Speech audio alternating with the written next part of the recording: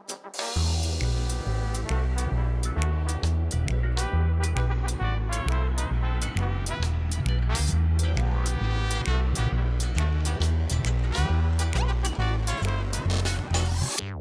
mama always said, you're not living on the edge, then you're taking up too much space.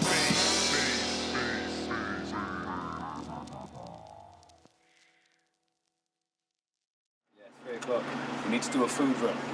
Set up some food contacts yesterday. We need to get food so we can go and feed people and show people that you can get food for free and then feed people for free. Yeah, which it should be anyway, because the price tags don't exist. Whenever you're ready.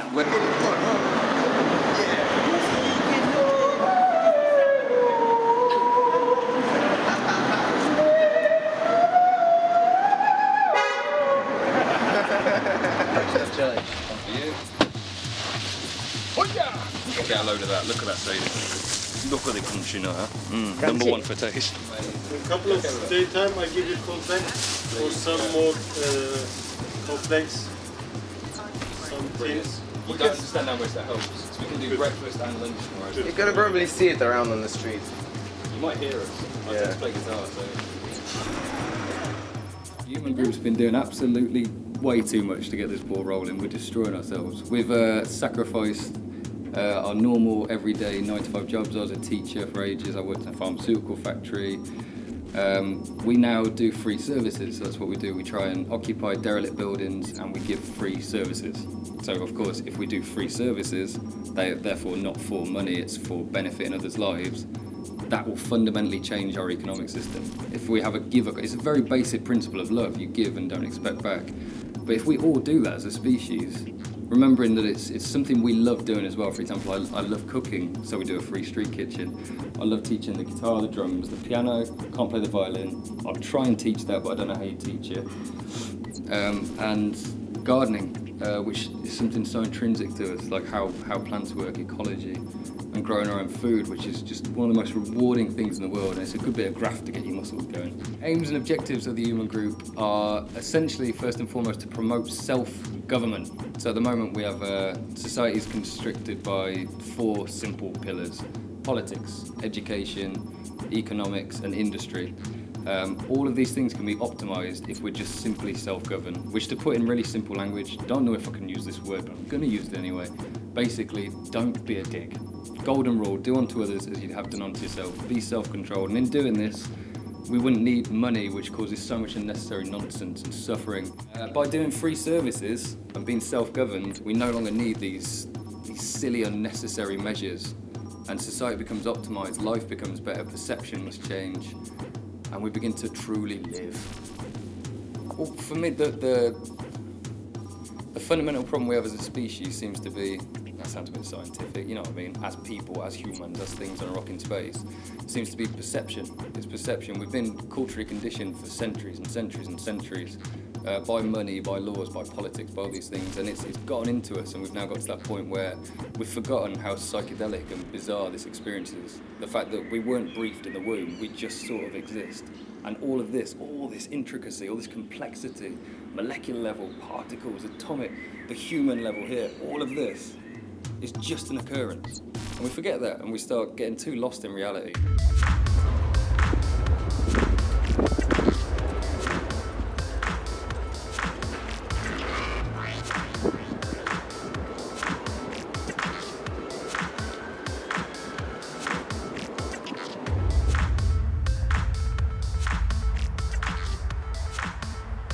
National government, we know is making lots of cuts, and those cuts are affecting the 25% people in the country that are not doing so well.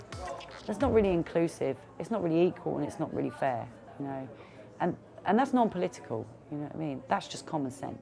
I was probably learning about co-ops, housing co-ops, sort of 15 years ago, and that was quite inspirational to me, that people could actually take control of their own housing, sort out their own problems, and move away from that stereotypical model of housing.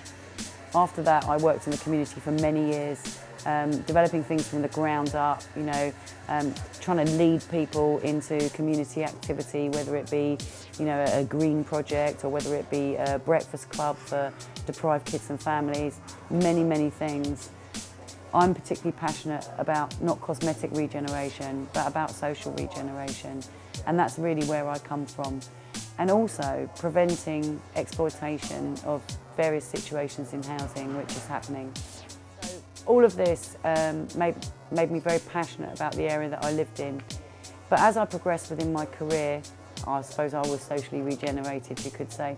I moved out of the area, but always felt like that was my home, even though I moved to the other side of the town. So when an opportunity came up for me to stand as councillor for Trestle Ward, one of the poorest wards in Hastings, it was my ward. It was almost like my place to do that. And I've been elected now for 2 years.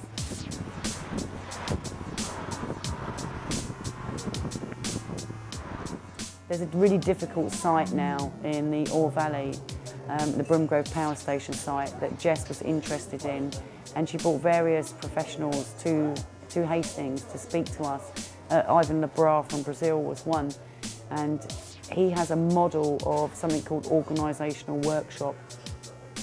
And what this is about collectively bringing people together, giving them the tools, giving them the plans, and letting them do the work and letting them make it happen. And we're not planning to go in there with concrete.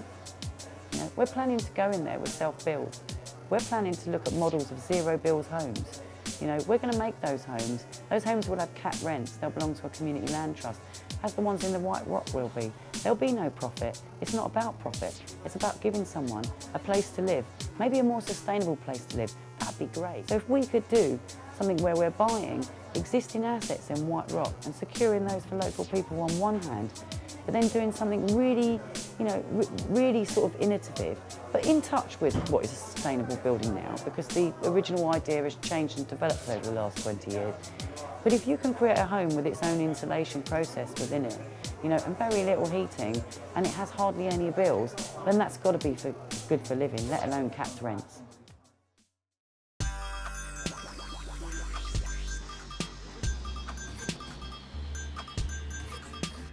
People who are in control of this society want us to go on buying stuff. They don't want us to think about these problems. They don't want anything to change because they like the system the way it is, because it makes the rich richer.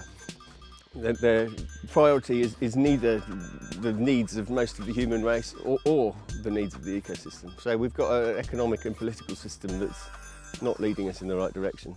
And while the Green movement has spent the last 30 years saying we've got to do this X, Y and Z before it's too late, in actual fact, in many respects, it already is too late. And we now have to cope with the consequences of the coming catastrophe, and there is a catastrophe coming.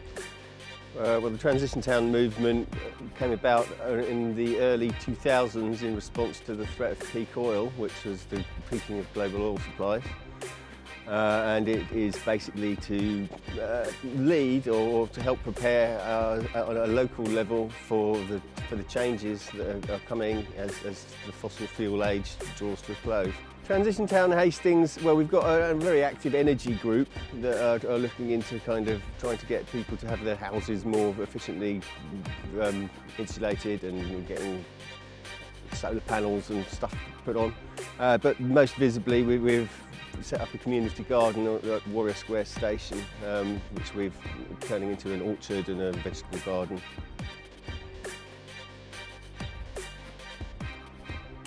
What we can do on a local level is to raise awareness of the severity of the situation, of what's coming. And there's two sides to that. There's preparing human society for the shocks that are coming, and there's also trying to protect the ecosystem, the non-human ecosystem.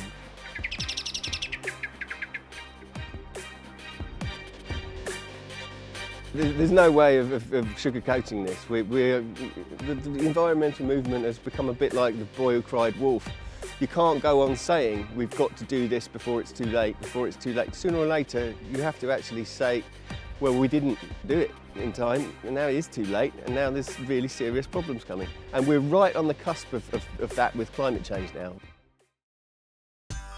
All you can do is try and live your own life as ethically as possible and to just raise awareness as much as you can about all of the problems as you understand them, and to try and get people to talk about it instead of just being buried.